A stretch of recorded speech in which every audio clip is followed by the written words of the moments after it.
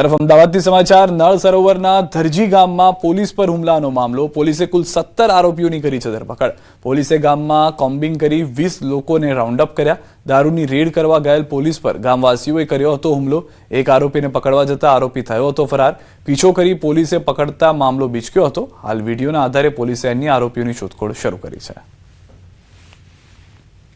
તારીખ 27 રોજ જ્યારે નળ સરોવર પોલીસ સ્ટેશનના કર્મચારીઓ વિસ્તારની અંદર ધરજી ગામની અંદર રેડ કરવા જાય છે ત્યારે ગ્રામ્યજનો સાથે ઘર્ષણનો બનાવ બનેલો છે તે અન્વયે ટોટલ 17 આરોપીઓની ધરપકડ કરવામાં આવેલી છે આ ઉપરાંત સીસીટીવી ફૂટેજ વિડીયો ફૂટેજીસ અને ટેકનિકલ સોર્સિસના આધારે જે અન્ય આરોપીઓ છે તેમને આઈડેન્ટિફિકેશન અને ધરપકડ કરવાની પ્રક્રિયા ચાલુમાં છે પ્રાથમિક તપાસની અંદર કોઈ પ્લાનિંગ હોય એવું તેવું જણાઈ આવતું નથી પરંતુ જે ગામની અંદર માતાજીના માંડવાનો બનાવ હતો તે દરમિયાન લોકો ગામની અંદર એકઠા થયેલા હતા અને અચાનક લોકો ઉશ્કેરાઈ અને આ બનાવ પામેલ છે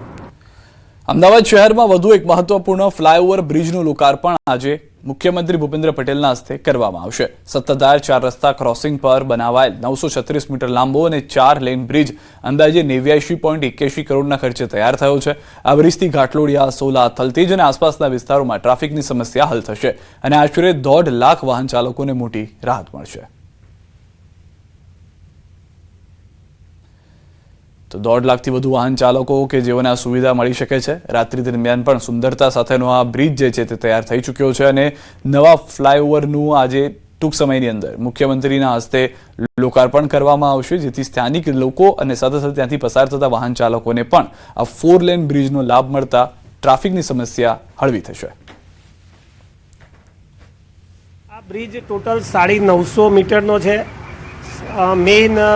સોલા રોડ અને સાયન્સ સિટીને જોડતા 4 રસ્તા સત્તાધાર 4 રસ્તા એને ક્રોસ કર્યો છે તેથી આગળ સાંઈબાબા મંદિર ઘાટલોડિયા કલાસાગર મૂલના 4 રસ્તા કુદાવ્યા છે 90 કરોડના ખર્ચે 4 લેન આ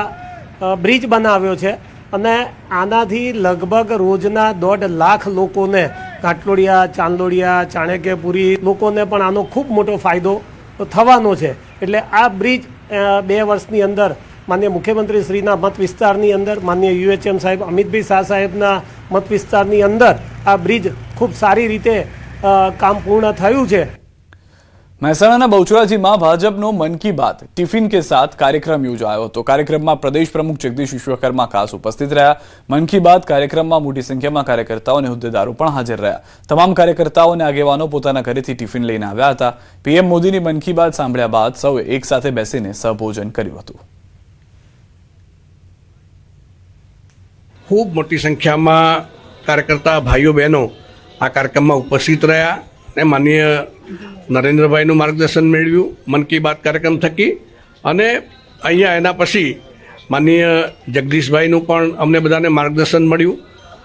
મન કી બાત ટિફિન કે સાથ એ કાર્યક્રમ અંતર્ગત સમગ્ર રાજ્યમાં આ કોન્સેપ્ટ ચાલુ છે સ્ટેચ્યુ ઓફ યુનિટીમાં લેઝર શો અને નર્મદા આરતીના સમયમાં કરાયો છે ફેરફાર એસઓયુ ખાતે પ્રતિદિન સાંજના 7:15 કલાકે લેઝર શો દર્શાવવામાં આવે છે હાલમાં ઉનાળુના ઋતુના શરૂઆતને કારણે દિન પ્રતિદિન દિવસ લાંબો થતો જાય છે જેના કારણે સાંજના 7:15 કલાકે ઘણું અજવાળું હોવાને કારણે સ્ટેચ્યુ પર સાંજે 7:15 કલાકે દર્શાવવામાં આવતો લેઝર શો પ્રવાસીઓ વધુ સારી રીતે નિહાળી શકતા નથી જેનું સીધું પ્રસારણ સાંજે 7:30 કલાકનું રાખવા તેમજ નર્મદા આરતીનો સમય સાંજે 8:15 કલાકનો રાખવા એસઓયુ ઓથોરિટીએ નિર્ણય લીધો છે જે 1 એપ્રિલથી લાગુ થશે विदेशी व्यवहार और संस्कार हमेशा